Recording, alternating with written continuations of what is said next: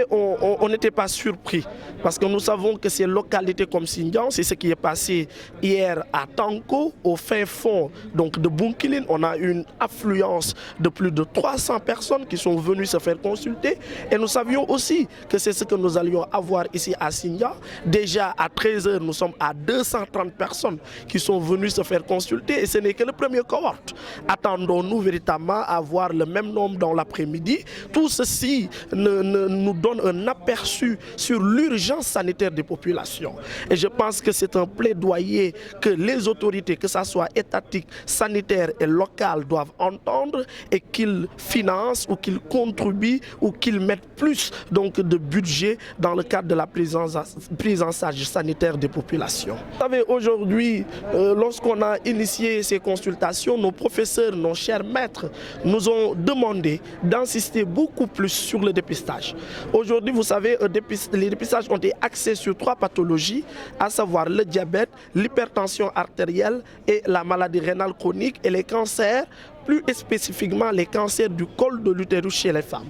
Vous savez qu'il y a une décennie, ce sont les maladies transmissibles comme le VIH et l'hépatite B qui faisaient l'hécatombe dans le monde. Mais la tendance est inversée, on voit de plus en plus que les personnes décèdent dues aux maladies chroniques. Et quelle est la conséquence véritablement de cela, ou disons la cause de cela? Il l'a dit tout à l'heure le parrain à l'entame de son propos, c'est que ces personnes-là d'habitude ne connaissent pas leur statut parce qu'ils ne vont pas se faire consulter dans les structures sanitaires. C'est pourquoi cette opportunité-là a permis aujourd'hui de pouvoir détecter beaucoup de patients qui étaient hypertendus et qui ne le savaient pas.